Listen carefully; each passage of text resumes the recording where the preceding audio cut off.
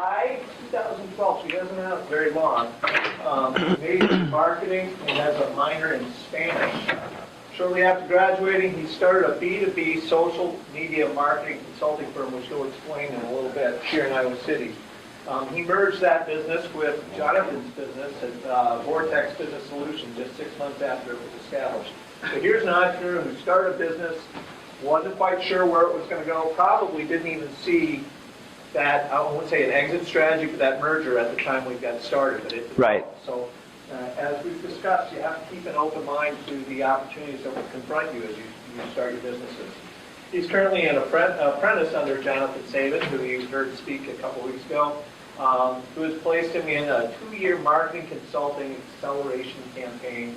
In just 5 months, Paul Kleen has created and maintained online transactions for 25 plus businesses ranging from 501c3s, which are nonprofit businesses, in both B2B and B2C industries nationwide.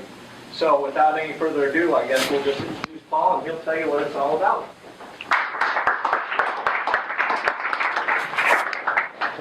Whenever you're ready. I'm ready. I'm ready. Do I have this mic on? You know what I'm going to do? Good. I want to quickly pause and point out this legislation because this does impact e-commerce businesses in the state of Iowa. Our legislature is just now discussing this. I may have mentioned this early in the semester that Amazon.com is really pushing for legislation to have interstate online commerce taxed. And the reason Amazon does that is that Amazon has locations and distribution places throughout the United States. So, for instance, I know they have a major distribution center in New York, one in Chicago, one in Texas, I think one in Georgia. As the law states right now, you have to pay state taxes in the state where you reside. Okay? So every place Amazon.com has a location, they have to pay state taxes. Now, when this discussion was coming up originally for online businesses to pay taxes, you can bet that us online businesses were screaming wildly and crazy, saying that's going to be it's going to be cost prohibitive for us to put things in place, blah, blah, blah. And leading the charge to prevent that was Amazon. But now Amazon has changed tunes because Amazon realizes that in order to stay competitive, they have to pay taxes in all these states, and therefore they want their competition to pay taxes in all these states. And it levels the playing field for all of them. So what's happening now more in Washington than in Iowa, but we're seeing the trickle down, is they're trying to pass legislation now so that we're paying at Whoopables taxes on any goods sold across Illinois, or sold, any revenues we get for goods sold in Illinois, Iowa, and anywhere around the nation. We're represented in more than 30 states. So we need software in place for you guys looking for a business opportunity. Start building the software now to track the taxes in all these different states and then plug and sell that off the shelf to companies because they're going to need it. Eventually they're going to pass some form of legislation for internet commerce. This was the first foray here that really hit the state legislature here in Iowa. I know that they're not going to pass anything this year and probably not for the near foreseeable future, next 4 to 6 years. But you can bet by the time you are hitting stride as entrepreneurs out there, this is something you're going to want to keep an eye on. Make sense? Pretty interesting stuff. I don't think we'll see much of it right now, but I did want to bring that to your attention because the laws constantly change, and as entrepreneurs, you have to adjust to that. So that being said, now back to Paul Kleen. Back to you. Regularly scheduled program. All right, so am I on that one, or is it just going to be? Nope. It's going to be there. All right. Just to start off, can I get an idea? Are most of you guys juniors or seniors?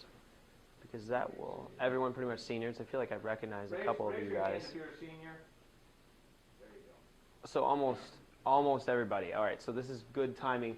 The things that I'm going to talk about here are things that I didn't actually learn in my marketing courses, and it's kind of, it's a little vexing that I didn't learn these because day one when I hit the ground running, Jonathan pretty much laughed at me. He said, "What did they teach you in marketing courses if not online advertising?" And I said, I don't even know. I didn't know Google had advertising. And everyone laughed in the entire office. There's a whole room of programmers that are 23 years old and look like high school teenagers. But they all started laughing at me too because they not only knew what it was, but they knew how to program it, and I had no idea. So what I'm going to teach you is essentially a crash course on Google advertising, which is called pay-per-click advertising, and also Facebook social media marketing at large. And then we're going to get into kind of how it applies to you guys and some real-life scenarios that I've dealt with. And I'm going to test you guys and see if you knew the right answers to it. But to get started, my name is Paul Clean, pronounced like Mr. Clean, and that's actually my email address, mrclean@Vortex Business Solutions. Most of the baby boomers think it's a lot funnier than Gen Y do because we don't use those products. But anyways, I graduated from the Tibby College of Business last year, just about 9 months ago now in July, and I had a degree in marketing, and he mentioned a minor in Spanish, which I'm fluent in, and I started Clean Marketing. That is the logo up there. I started it alone. I was a sole proprietor, and I made it a, what did I call it?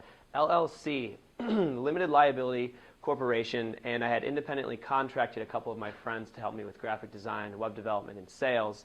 What I did is I set up Facebook campaigns for local businesses, just really tiny things, no huge companies, wasn't raking in the dough like I wanted to and like I had planned to, but I kept an open mind really the entire time. I'm not going to say that I didn't have an exit strategy, but I didn't have an exit strategy. I was just open-minded to the fact that at some point in time I was going to have to start making money right before I had to pay my loans back. And that's when I met Jonathan Sabin. I said I needed a little bit of part-time income, and I quit my part-time job and I worked with him part-time. And about 2 months in, I kept noticing it in the meetings that I would have with people who are business owners. They're saying, I want a social media marketing program, but that's just not enough. I also want Google pay-per-click, and I also want someone that can help me with my website.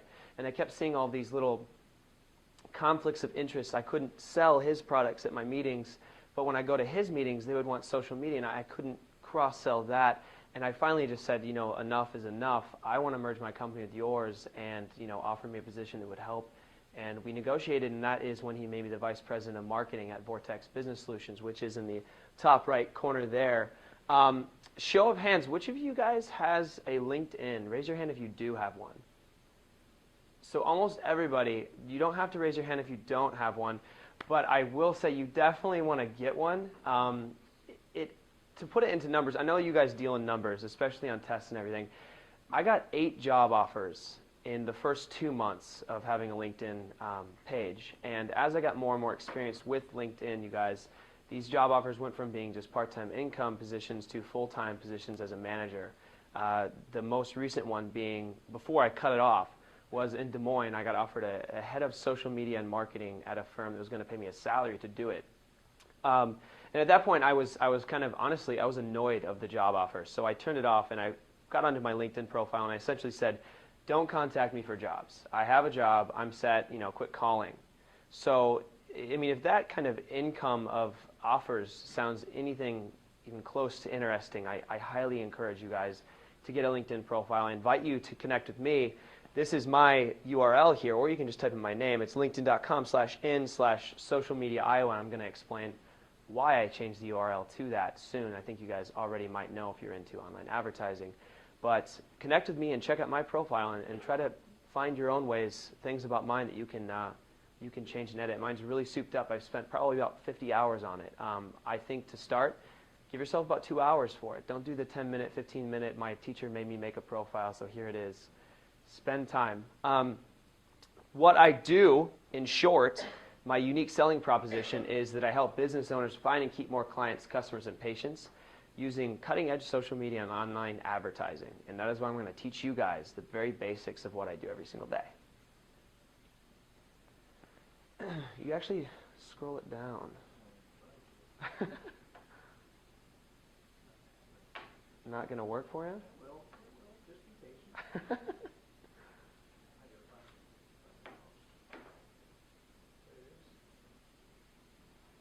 There we go. So what I've done in the first part is I've broken down what a Google AdWords campaign is going to look like. If you guys have, who's done a Google AdWords campaign? Has anyone here done one? Ish? I hadn't, so don't be nervous. I mean, I had no idea what this was. I didn't even know that this existed. What this is this is your essential, this is the analytics of an AdWords campaign. It's my most successful one so far that I've done. I've blotted out the names and I've changed the actual, I've changed it to virtual SF agent, which is not the actual person, but I'm trying to protect the identity of the person because they weren't comfortable with me sharing the name, which is pretty obvious because you can see everything, all the secrets behind it here, and he just didn't want that kind of getting out in the market. But if you direct your attention up to the top left, that in the green box is what we're going to display. I'm going to break down each different section, and I'm going to tell you what each of these means so you have a basic idea the next time when you get your job, your boss is going to be impressed in the interview if you tell him that you know AdWords campaigns. He's going to be shocked. The orange box is a couple of metrics that you can change that affect all those squiggly lines. Clicks and impressions. Impressions are just that they saw the ad. Clicks are when they actually made an action. So those are the two that I really like. There's also a click-through rate, but that's already displayed in the red box. And in the blue box, it is a breakdown of what we call search and display network. On Google, the Google searches are whenever you type into Google something, that is considered a search. The display network would be anything on one of the other platforms they own. They own YouTube. They own a whole bunch of other sites. Blogger.com, all these things are considered their display network, and they contract these companies to show your ads. So you can thank them for taking the first 15 seconds away from all of your YouTube ads that you watch. Those are really annoying, but that is actually a huge form of income. It keeps these companies afloat, and it also makes it so YouTube can make some money. So without them, unfortunately, they wouldn't even exist. So we hate them, but it's a necessary evil. In the yellow box, you see impressions. It says that I had 1,802 impressions total throughout this entire campaign. And the red arrow is how many times people clicked. So out of 1,800 people, I got 56 people to click on it, which is a 3.11% impression rate, or click-through rate. And that is 3 times higher than the average. The average is 1%, and even that would be good. So this is probably one of the most impressive campaigns that you would see within reason on a daily basis. And if you continue on through, the cost per click, which is what CPC means, is how much I was having our clients pay every single time somebody clicked on their ad. There are 2 types of payments. You can do per click or you can do per impression, which is CPM. Every 1,000 people that see it will pay. Once you get your ad campaigns to the point where they're locked down, you can start switching it over. But I always start with cost per click. And the overall cost of the campaign was $91. Can anyone look at this and tell me why is this data important? Why do you want to know all these individual things? How would that affect a business owner? If you were selling pizza in Iowa City, what's important about this? ROI. That's a really big one because without these analytics, you guys, you don't know what you're getting back. It's like paying for a billboard. You don't know how many eyes have looked at it. You don't know the impressions. You can guess. You don't know how many people came in because of that billboard. You can guess.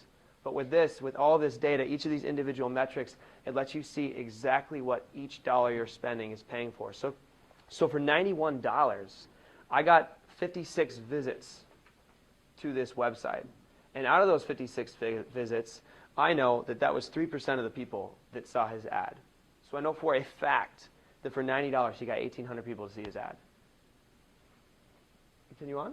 Absolutely. And then we're going to go to the ad group section. In Google advertising, you can make ad groups, and that is essentially you're grouping keywords that people might be searching for your sources into specific groupings. So if I am looking for home insurance, okay, I'm going to group all the keywords associated with that. You could say home insurance quote. You could say insurance quote home. You can say any combination. Anything dealing with home, I've grouped into that ad group. And I've done that for every single word that you see here. Condo insurance, renter's insurance, life insurance, health insurance, people who are looking for their competitors in State Farm, people who are looking for automobile insurance. I've grouped all of these into specific sections so that my keywords are all going to be associated with a specific ad. And as we get into this next group, you're going to see why that is so important. But it is absolutely vital. It's a brand new thing that Google came out with, allowing you to group these ads because it makes them a lot more targeted. In the blue box, you can see that I have gotten 56, all 56 of these clicks have come from 2 ad groups. And that's why this is so important, because if you notice on the left-hand side, on the bottom 4, I paused all 4 of those after the first week, because I knew right away that nobody was even searching for that. And if I were paying Google without these ad groups, with one ad, I would be wasting, and I mean wasting, 4/7 of every dollar that I spend because no one is looking for those other ads. They're only looking for the top two. And the only way you can tell it is by organizing your ad campaigns in the way that I have. So I know that I can pause even auto insurance, and I can put all of my money into home and State Farm. Anyone who's looking for my client's product is going to be typing in anything related to State Farm or anything related to home insurance. Ready when you are. And this is your settings part, and this is where in marketing courses we say you're finding the demographics. You're finding where they're going to be living. You're finding what you want to pay per day. You can pay budgets. You can find the lifetime budget. So if you only want to spend $100 total, you do all this in the settings. This is where the magic happens. There's a lot of different things you can do in your settings, but it will make or break whether or not you spend $1,000 or you spend $100, whether or not you waste this money or whether or not you actually get an ROI on it. And then the ad schedule, which is right here, the second arrow here, is when I schedule these ads to go, why is that important? Why is it important to schedule ads for certain times of the day over others? Anybody? Just raise your hand. More people like check on Twitter or Facebook or somewhere. Go On Google? Sure. at different times. Right, and if you were going to be selling to college students, what times would you choose? What times of day and which days in general? When are you guys on Google? Wednesday at 3 p.m.? Good for you? All right, Wednesday at 3. What about anybody else? That's different. I wouldn't choose that, but that's interesting. Tuesday at 10? How about Saturday at midnight? How about Friday at 6 p.m.? Anybody looking for pizza at that time? How about Sunday morning at 5 a.m.? Is anybody looking for pizza at that time? Some heads nodded. That's kind of weird. No one's looking at 5 a.m. if you're a college student, okay? So you don't want to show the ad at that time because you're paying Google for people that aren't in your target demographic. If someone clicks on the ad at 5 a.m., I guarantee you they're not going to be buying your product. And if they are, then it's very rare and it's not worth you devoting all of your resources to it. You want to find the exact time that they're going to do it. I start out for about 2 days with the entire thing wide open. Unless I've worked with that target demographic before, then I absolutely know that it's a waste of time. But then I quickly go in and I say, what times are people looking? And you can see. And as soon as I find out, I limit it to 1 in 3, 32%. I will try to get it down to that amount of time so it's only running at the times when I know for a fact that their target market is going to be looking on Google. And again, I did cost per click. That's a really important way to start. You don't ever want to put it up to the impressions because if you don't have your target market nailed down, for instance, my first ad campaign, and Jonathan actually got me in huge trouble for this. I had a $125 budget. And he said, go ahead and market one of our clients. They're selling medical products. And I said, all right. So I got on here and I just went and did cost per impression because I said, well, if I can get 200 clicks per 1,000 impressions, then wow, that would save us a ton of money, wouldn't it? And I was like, I'm just going to go to the entire U.S. because that's a whole bunch of people and everybody needs health. And I went through that budget in an hour and a half. And nobody laughs because you don't know what that means, but usually your budget should last you about a month. And mine lasted me an hour and a half and I got no sales. So he got really mad. You want to start with cost per click, not impressions. Wait till you figure out your market until you start throwing it to the dogs. Go ahead, bud. Cost per click. You start like a time frame. Why do you need a time frame? Because You don't necessarily need a time frame. It depends, but you don't want to burn through your budget in an hour and a half because I guarantee you that you cannot make all the changes necessary. like on a Sunday morning, 5 a.m., it's not like people are going to be clicking for pizza. So Right. Okay, so you would turn it off on Sunday so that it's not showing at that time, and it's only showing on the other days. Am I understanding you correctly? people won't be clicking it, so it won't really cost you anything if it is on there. Right. I see. But okay, so that is a good point. But what will be affected is all the metrics on the last page. So you're going to get a lot of wasted impressions from people that aren't actually looking for your product at that time. And you'll also get random ones that are typing things in that might trigger your ads that aren't related to actual pizza. So you want to make sure that the times you're going are correct. Otherwise, the rest of your metrics are going to be affected. So what I'm saying is your click-through rate will drop significantly if you have it on Sundays and nobody's looking for it on Sunday. So you'll think that something's wrong with your ad campaign, but in reality, nothing is wrong with the ads you've written. It's actually just the fact that you had the times running that weren't right. So it's one more thing that you can do. And it's not going to make or break your campaign if you mess up one of these metrics. But each of these little tiny things can help you tweak, and it can save you a ton of money on the end. And if you have a time. So down here, rather than having little numbers and stuff, it'll be on here and it'll say Monday, Tuesday, Wednesday, Thursday, Friday, and then up here it'll say like times. And it's easier to understand, but in your analytics you can actually check out what days and times people are looking for your ads. So remember when we looked at Wolfmos, so we did the tweet from Wolfmos, and you could see the spike? It's the same principle. We go to the time screen in analytics, and without doing any ad, you have your pay-per-click ads. You'll be able to track which times of the day your particular website are getting those hits. And it takes a while to kind of circle the wagons, but eventually you can hone in to when the majority of people are going to be online just based on that traffic to your website. We threw our traffic off at Wolfable by tweeting the website on a Tuesday night. And what I can tell you that we get a lot of traffic actually on Saturday morning. So people wake up with their dogs and they're looking for treats for snuggles, and that's where they do it. So. Mm-hmm. And I want to go back to your question about the cost per click. I was thinking about this. We have a therapist, and she doesn't like to work after 5 p.m. Although her ads might be clicked after 5 p.m., the ad will drive them to call her and set up a scheduled meeting, and they'll usually want to get that meeting immediately. But if she's not available after 5 p.m., although her ad might be clickable and people might want her services, she doesn't want the call. Or if you're on vacation, you also want to have that ability to turn it off. So it can help you in most situations. I will say the day and the time that you schedule is much more important if you're doing impressions, because obviously you would be just blowing through your budget. But it does have precedence in both scenarios. Let's go down to that one. Perfect. Okay, so I had to blot out the name because this is where we actually get the client's name on this ad. But this is your keyword section. I only showed the 4 most popular keywords that I had. So you know that our company's name and then home insurance, car insurance, auto, and location-based are the most popular keywords that people are searching for. And these keywords are right here going to tell you which ad group they're in. Home insurance, our client, client, client.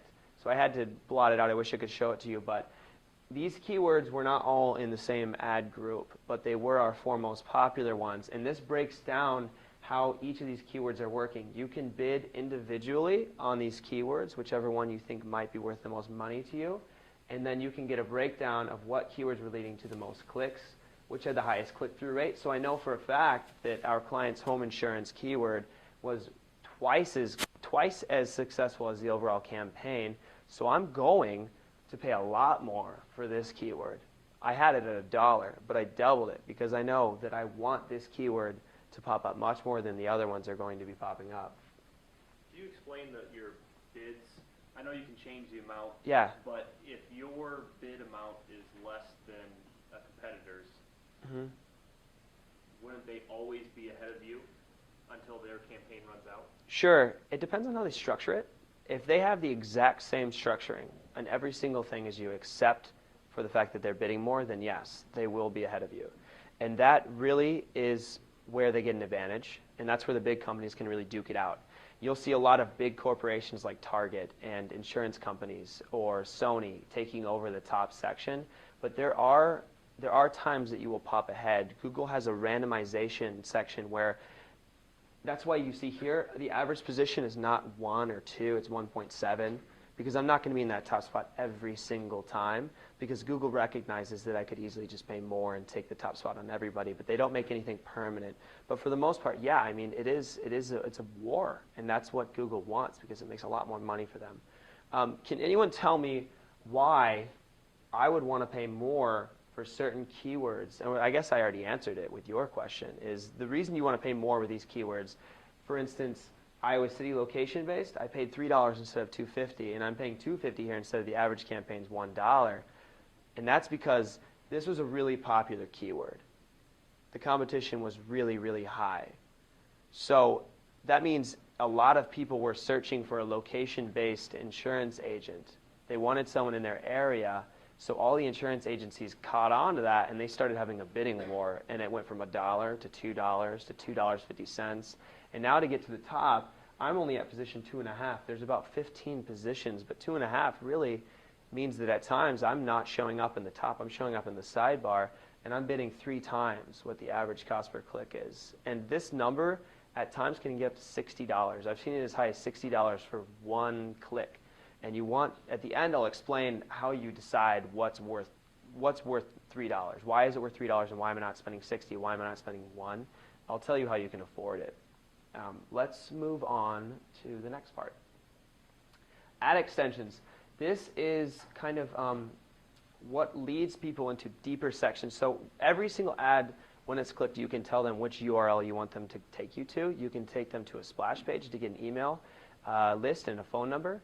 You can take them to your website to see all of your services. You can take them deeper into your website to a very specific part like contact us, or contact Gary, request an auto quote, which goes to the actual sale part. These lead people deep into your website and tell Google that you're providing value.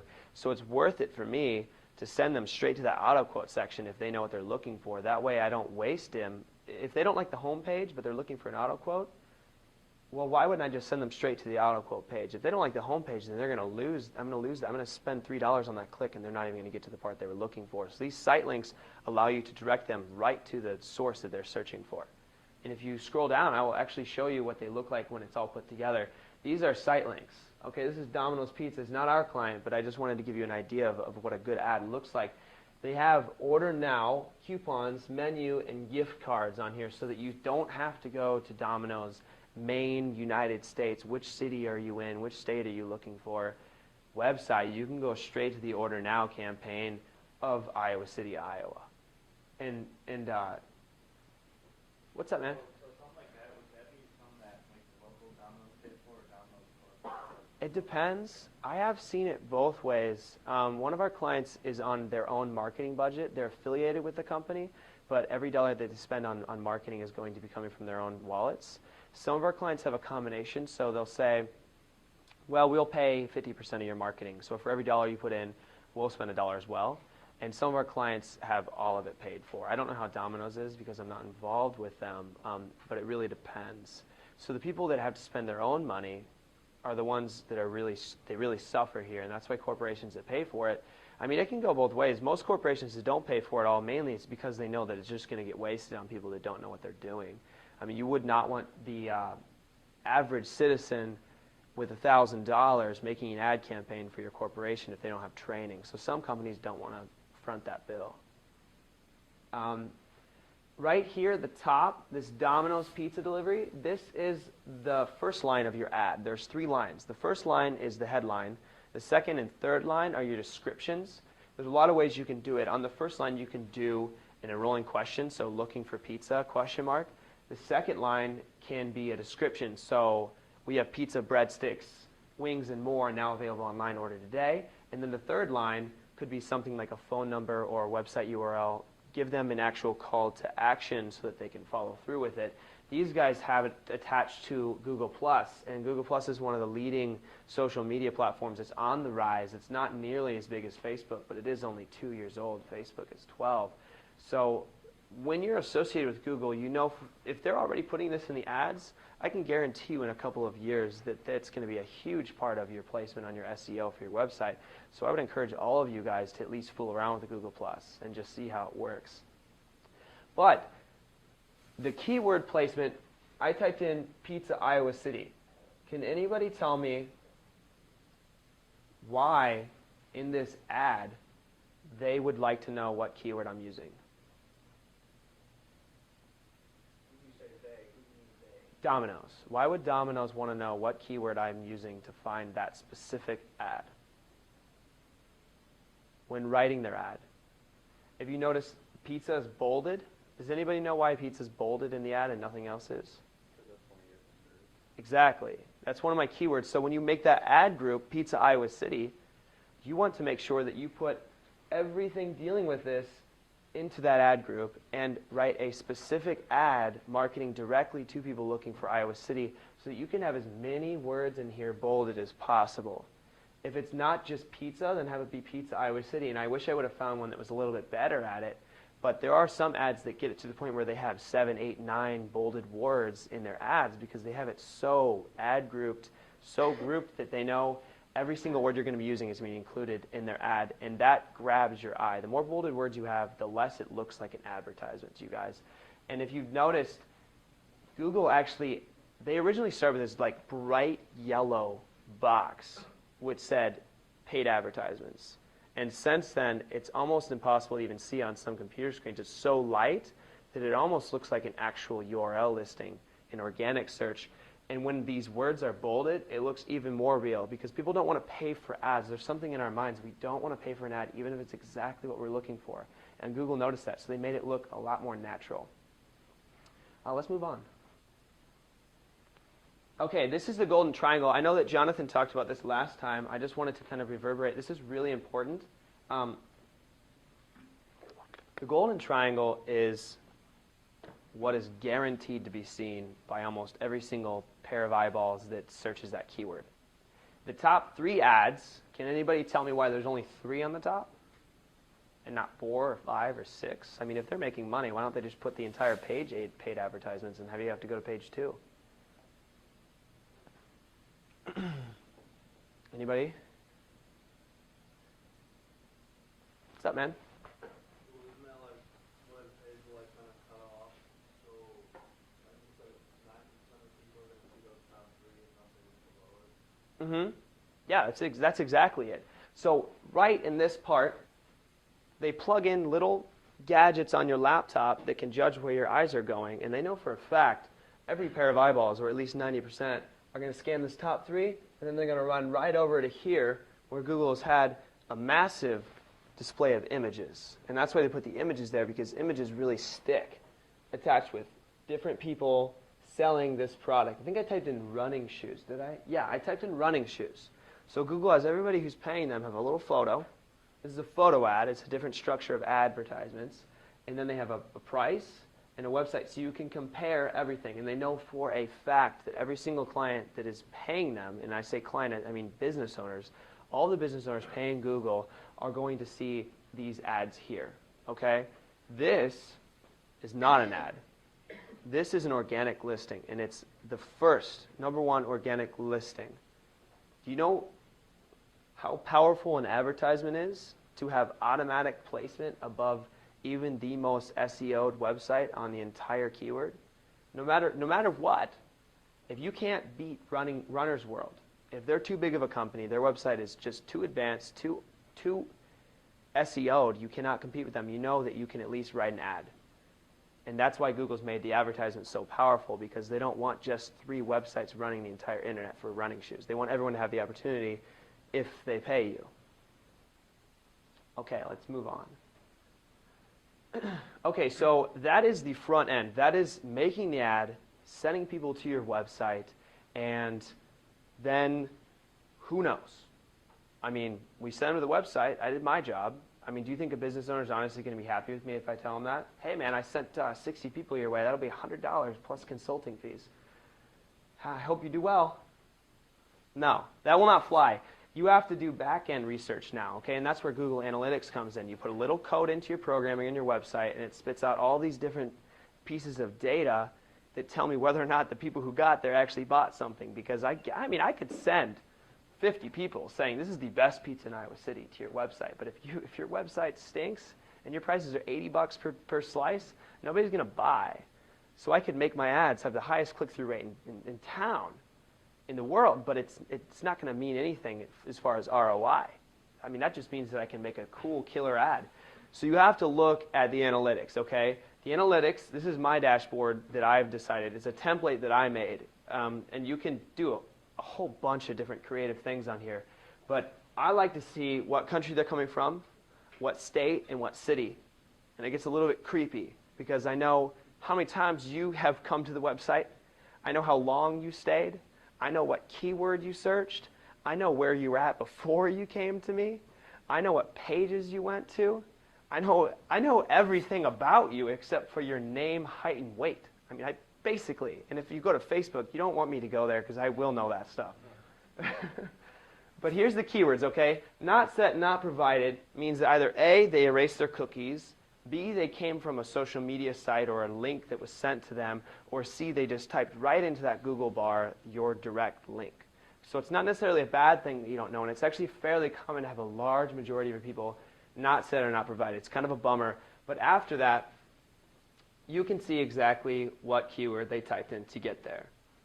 This is our websites. That's why you're seeing my name. This is not some random person. That'd be really creepy actually, but that's our websites, okay? So this is a keyword that I've been really fooling around with, and I'll show you what this is later.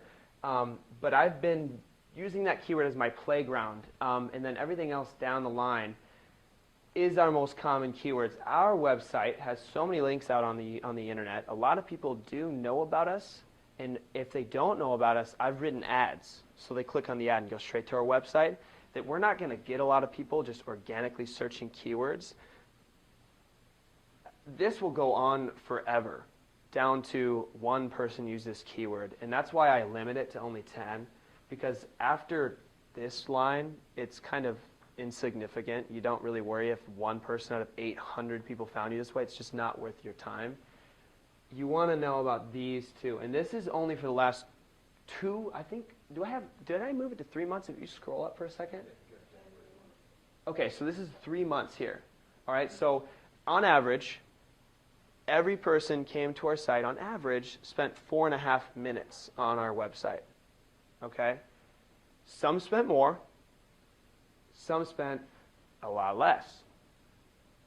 We had 1,200 visitors, and this is a breakdown of unique visitors and pages per visit. These are all just different metrics that you can look at. Unique visitors means, Lawrence, you come to my website, okay? You're a unique visitor, you're a visit, you're a new visitor. You come back tomorrow. You're no longer unique, and you're no longer new, but you're a second visit. If you come to my website one time and never again, then that's only one. But Lawrence can come 8, 9, 10 times, and that's why you can get all these metrics that change. And that tells me, I mean, why is that important? Can anybody tell me? Why is it important to know how many times our clients are coming, our visitors are coming?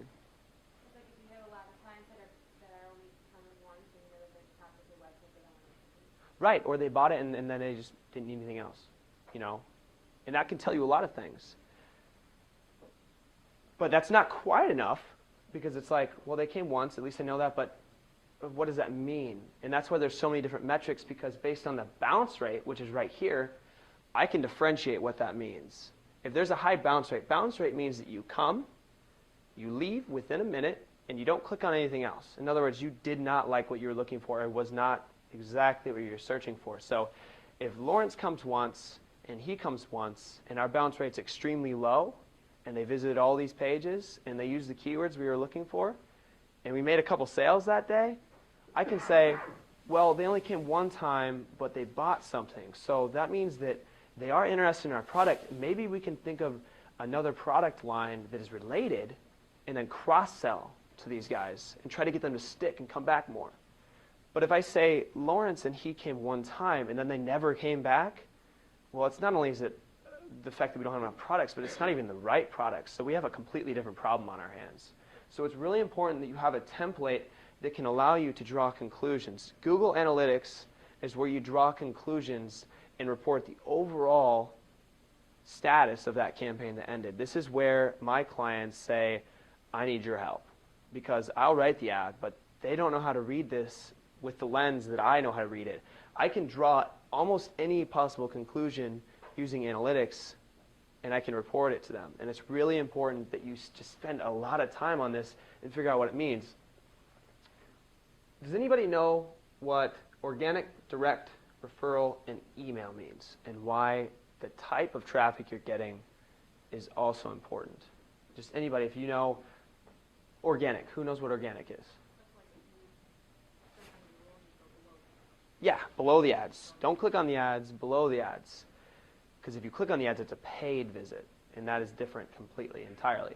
Organic means that they found us by typing in either Vortex Business Solutions and going directly to us, or some keyword that we have in our meta tags, or somewhere on our website, and it popped us up in a search. Does anybody know what direct means? Lawrence? Would you like clicking on paid advertising? It could, yeah, but that would be a paid, so it wouldn't be like an advertisement, but it's close. That is one way. They can just not even use the Google search, and they can type into the actual thing, vortexbusinesssolutions.com, click enter, that's direct. There's a couple other ways you can be considered direct. Does anybody have an idea of what that would be? Post that you did, anything. A link that I sent you during a text message, those are all direct links. And they tell you how many people knew about you before they got to your website, essentially is what it says. Organic means that they didn't know about you but found out. So you can find out what your branding is. How well branded are you in this market? Well, if 25% of the people are coming right to us, and I know that we're doing some pretty decent branding, but some of our clients have 0% direct, which means that people don't know that they exist. So what will we do with them? If people don't know that someone exists, what can we do to help them? What can we do to help that client? Traditional marketing is one way for branding, yes. Any other ways? Let's think online, though. What can we do online to help these guys if they don't have a budget to go to a newspaper firm and write an ad in a newspaper? Social media. Social media is definitely one. What's another way? What's that? You can do ads. Think what Jonathan talked about 2 or 3 weeks ago. SEO keywords, big one. You can SEO their website and help them. They don't necessarily have to be branded. If you can help SEO their website to guarantee that although they may not be known, they might be obscure, they may not be like a Target, you can still guarantee that they're going to get visitors if you have a good social media program, if you have good and well-written ad campaigns, and if their website is SEO'd and people will stay on that. That is how you help certain clients if they're not well known. If someone is well known, how can you help them? Say direct links are 90%. I've never seen it, but let's just say it happens. How can you help a client like that? They still need help. It's just different. Do you want to write an ad for them? Probably not. People already know about them. Any ideas? Saying something? Anything? People already know about them. Social media could help. Yeah. Right. But let's think, how is it different than someone who isn't well known? If they are well known, writing an ad would be a waste because they're already going to be high up. Social media is easily the best way because that is a customer relationship management tool. Management, which means let's take the clients that already know about us and keep them for as long as possible. Let's extend the lifetime value of our client and create a really well-maintained social media program. They don't need advertising. They're already well known. They just need a little bit of marketing to help people stick with them. The difference of advertising and marketing. Can anybody tell me that? There's a lot, but just basically, the difference between advertising and marketing. Anybody want to take a stab at that?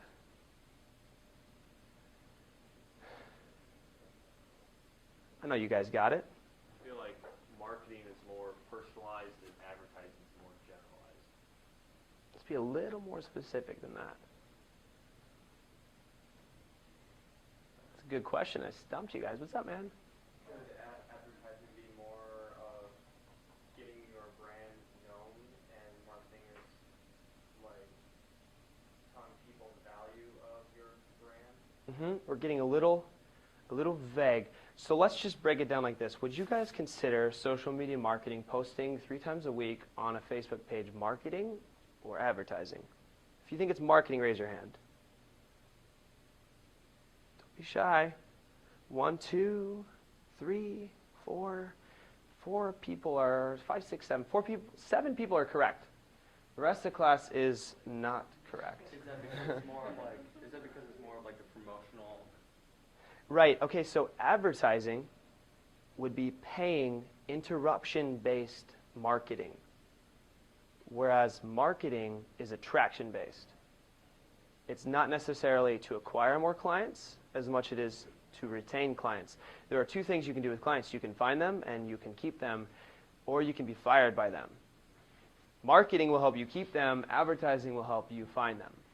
And yes, at times it's a little bit of a gray line. Is this marketing or advertising? Well, it's kind of both. But the general guideline is in advertising, you're going to pay to acquire more. Okay, you're going to have a commission-based cost structure for salesmen, advertising. Marketing, it's a little bit different because you're not going to necessarily be acquiring clients as much as you're going to be extending the time that they spend with you. Customer service programs are on the rise. Can anybody tell me why? Why are customer service programs so important? Why is it important to have someone, a human being, when I call in for help? Why is that important instead of a robot? Your retention rates, when you have a high retention, it's easier and cheaper to keep a customer than it is to change one. Absolutely. And you? You were going to say the same thing? Okay. Well, it's pretty classic. Why is the Xbox so much more popular than the Nintendo Wii? Xbox has the highest rated customer service out of every company in the United States. I don't know if that still stands, but last I checked it out 2 or 3 years ago, it was true. Number one, that means that everybody who's bought an Xbox, I mean, that's a big sale. It's a couple $100. They have a pretty high likelihood to buy the next product when it comes out because they spent the time to develop a really good marketing program with customer service. That was their answer to it. That was their marketing. They didn't advertise to me. I already had an Xbox. They didn't need to advertise to me to buy a new one. I don't need a new one. They need to market to me to buy the next product when it comes out. That way they don't have to spend money on advertising. Advertising is a hard game, you guys. You have to literally be looking for new people every single chance you get. And that gets really annoying because you depend on finding them. But at some point in time, the market might run out and the market share might be locked down, and that is when marketing rules. That is when the clients who feel most well treated, most properly treated by a company, that is when they will make or break you. Let's scroll down to that one, source. Okay, business and bounce rate by source. Source means where were they at right before they got to your website, okay? Direct, we already discussed that. Google, that's organic, okay? That means organic. Direct, in this scenario, could mean advertisement or it could mean links, okay?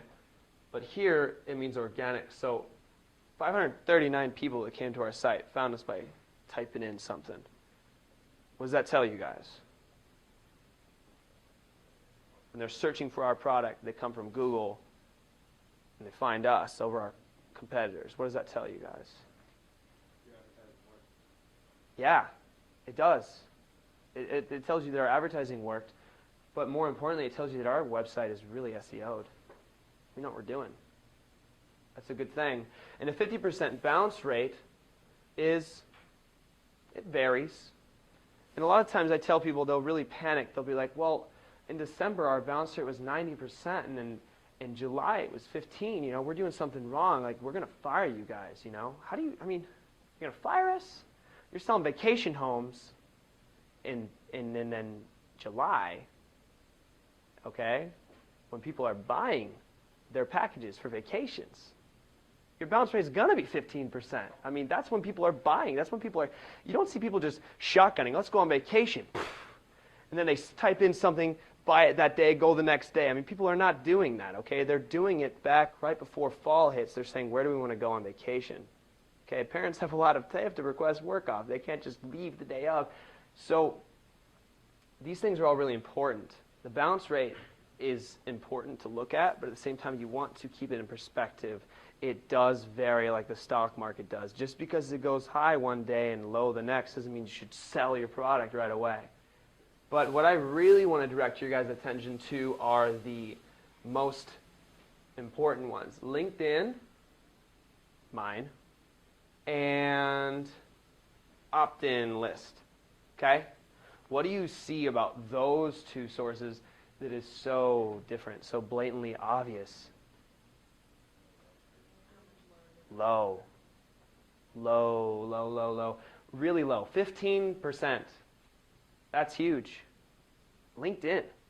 My LinkedIn page sent 30 people to our website, and 85% of them stayed and looked around. And I could see how many pages they look at. I could change that right now and tell you. What if it was 12? What if it was 12 pages? I mean, I made that LinkedIn page and I update it maybe 15 minutes a week. Is that advertising or marketing? If you think it's marketing, raise your hand. Advertising? I think everybody's right this time. Don't raise your hand. That's marketing, okay? That is a very classic difference between advertising and marketing. I'm not advertising anybody. I'm not spending any additional money. I'm just spending 10, 15 minutes a week to maintain, accept connections, proper etiquette, etc. How are we doing on time, by the way? 7:20. We might be running a little low, so I'll try to tie it up. And then an opt-in list, 10%. That is the lowest one that we have. Does anybody know what an opt-in list is? Email. Yep, an email campaign. So I know some clients don't have very much luck with this. One of our clients has really bad luck with this. Others have extraordinarily good luck. Ours is good. So that tells me that we have 11 people coming from our email campaigns, and 9 of them stayed and may or may not have bought something. I don't know because I am not specific enough. This is a 3-month range. I would have to run it down to like a week process and actually look at our sales sheet. But I know that LinkedIn and opting in are really huge, and that tells me that our social media and our marketing campaigns are where we should focus our future, because LinkedIn and email is our biggest client right now. That's our biggest way of pulling people in and keeping them on our site. All right, let's move on to the next page. Oh, that is the analytics, so we got to go back to the other one that we had. Is there a way to check like everyone that works for you guys at LinkedIn, see what like the average would be, or would you have to like kind of take all the numbers? There is not yet. Google always comes up with ways to make things more specific. Right now it's a very vague, it just says linkedin.com. So yeah, it could be from our graphic designer's LinkedIn page. It could be from our sales rep's LinkedIn page. I know it's not though, because I've seen their I made their LinkedIn pages, and they're not the ones sending people to our website because they don't have any links to our website on it, and I have 50. So I know for a fact that it's me that's sending people. Now we're going to talk about the difference between having a Facebook socially and having a social media page as a business owner. And there's a huge difference. Can anybody tell me which one is the professional one and which one is the personal one? I don't think we even have to see a show of hands on this one. I use Facebook socially, okay? This is okay. It's not like the day you graduate college, you have to go and erase all of your social media profiles. And I know you guys like to change your last name to your middle name. That's not fooling anyone. If you don't believe me, type in Paul Clean in Google. You will find everything, even when I had it at Paul Michael, okay? That was a huge waste of my time. My Twitter page, though, I do use professionally. And the difference is I have a professional photo, and I have a description of what I do. VP of Marketing, social media strategist, link to my website. And I don't post anything, and I mean anything, related to beer, college, girls or guys, spring break, nothing. Nothing. Because I have made all of that on my Facebook page, which is also why I'm not friends with any of our clients. But they do follow me, so there's a difference. You want to make sure that you have specific guidelines on your own. And some companies will actually give you guidelines. They'll say, listen, you cannot have any personal pages, okay? I don't know what to tell you. You just can't. And they'll find out, and then in that case, you can't do it. But if they don't have a policy or a guideline set, then you want to set your own, and you want to follow those boundaries. I get all of my social activity out of Facebook. I get that all out of me. And once I'm in the office, I use Twitter and I use LinkedIn completely professionally. All right? So it's okay to have social platforms as long as the rest of them are devoted to professionalism. I mean, why do you need a Facebook, a Twitter? I mean, even MySpace is on the rise, which is really shocking. It's almost scary that they're coming back. But why do you need all three of those to talk about? I mean, you're going to post the same photos. It's not like you have like, oh, these are going to be my Facebook photos, and these are going to be my Twitter photos, and I'm going to put this on MySpace. I mean, you just need one. Get it all out of you on one. All right, let's move down to here. Okay, this is Facebook page. All right? Try to get it all into one. A little further down. Yeah, that way. Okay. All right. Show of hands that thinks This one is the business page. One of these is a business page, and one of them is not. Who thinks this is the business page? Check it out. I'll give you some time. Okay. Raise your hand if you think Blaze Coralville is the business page. You think so? You think so? And you think so? 3? Anybody else? 4? Once? Twice? Okay, all at once now. Raise your hand. People are like, okay, we have like 10. I would say a third of the class, okay? And then raise your hand if you think this is the real one. Okay, people who have their hands raised right now, just one of you. Why? Why is the bottom one the real one? Because the top one, you can like that page for a business, Mm-hmm. and that one you can only be friends. Mm-hmm. And Yeah. obviously someone didn't professionally take the Blaze program or at least I hope they did. One of these, actually, no, I got my haircut at Blaze when I was in college, so I think it is professionally done. And I actually talked to them about this too. They didn't heed my warning, but one of these is also an extreme violation of Facebook's terms. Why does Facebook make it so businesses cannot become people? There is definitely a reason behind this. What's that? I don't. Nobody can sell sex on Facebook. Well, I guess you could.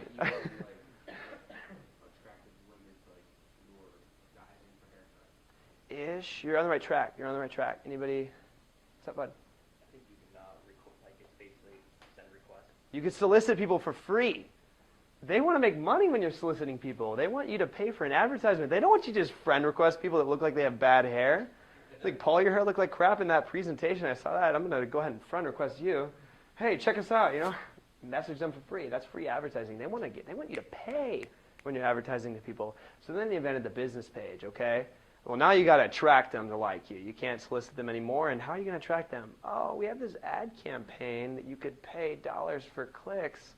I mean, it's brilliant, but that is something you really want to know is you can tell which companies know what they're doing and which companies don't know what they're doing. Let's scroll down. I think this is the last part. Okay, so this is where I tie it all together.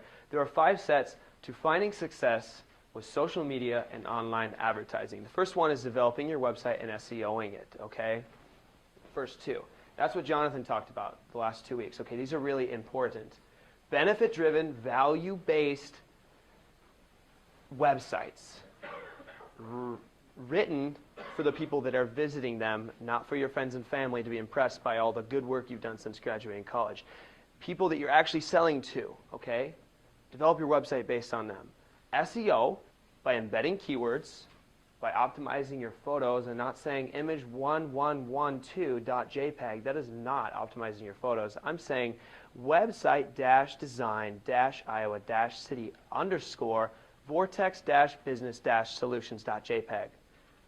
That is an optimized photo because Google is crawling through, and instead of saying image1112, no one's going to search that when looking for website design, but they will search for website design Iowa City. Google pops up and says, that's a keyword, this is relevant data, this is value-driven. The people looking for websites will like this website, and you get an SEO boost. So that's another one that you want to do. Utilizing your URL, not LinkedIn-in-Paul Clean, but -in-social media Iowa. Remember I told you I was going to talk about that? Google sees that URL and says social media Iowa. Someone just typed in social media strategist. Let's show Paul's LinkedIn page because it's a URL that's SEO'd correctly. Change your page names. This is really important. If your page names say website design _ Iowa City, it's not as good as saying website design Iowa City because you will now pop up on keyword searches that are Iowa City. I have no interest in showing up right next to the Hawkeyes, okay? Iowa City. I want to show up when someone's looking for web design in Iowa City. So your page names need to include the entire keyword that people are searching for. Page descriptions go right alongside the page name because that, remember when we saw it said Domino's Pizza in a little description? Well, organic searches are similar to that. It'll have the page name and then a description, and you want to make sure that they match. You don't want to say something that's not making sense, okay? Analytics, which we went through, embed the code into your website and read it often, weekly, okay? Read it weekly because it can change on the dime. advertise with Google by networking. I mean, guys, pick up your phone, go to networking events, have business cards, have a USP, unique selling proposition. I help business owners find and keep clients with cutting-edge social media and online advertising. That's networking, guys. I can't tell you the amount of times that I've gone somewhere without any intentions of doing business and I've come out with someone that can use my services, or I found someone that's greatly helped our company. Networking is huge. Email campaigns, linking your social media platforms together, and then to the website. What good is having 300 followers on Facebook if you only have 10 on Twitter? Link them. Get those 300 to all of your platforms. And what good is having 300 followers on Facebook if none of them even know that your website exists? I mean, that's where you're making your money, right? You can't sell anything on Facebook. You can't say, click and buy here. They got to go to your website to do that. So link them to your website. And last but not least, tweak. Because the first time that you do it, I guarantee you, you're not going to get it right. And let's go to the last slide. Google search social media strategist, Iowa City, so that you guys can see that what I'm saying here is not just some dude in a purple shirt lecturing in front of you. This is actually the final product of what you will see when someone has done their online advertising and social media correctly, when they have marketed their product correctly. Oh, go to Google and search that. They're like, Gen Y.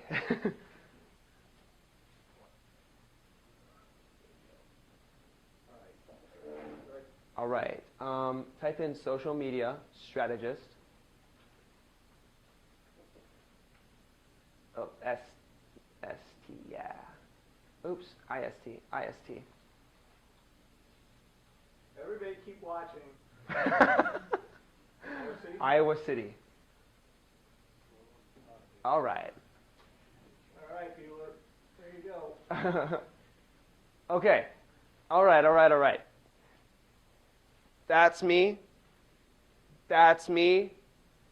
That's me. That's me. That's me. That's me. Keep scrolling down. That's me. I have an ad on this keyword. Where are my competitors? They are gone. They are gone. You go to page 2. You get a 1% view on that. I kicked them out. I own that keyword, okay, because I followed my own instructions. These instructions work, guys. This is what your ultimate goal is for all of your clients and your own business if you start one. You want that because that's money. And once I do this, I can do it on every keyword. I know the key. I know how to do it. I can do this on any keyword I want. Don't mess with me.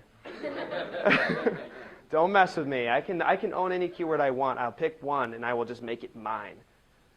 And I did that in 3 months, guys. 3 months. I started this in January 1st. This was not here. Go to page 2 for me, will you? That was page 1, December 31, 2012.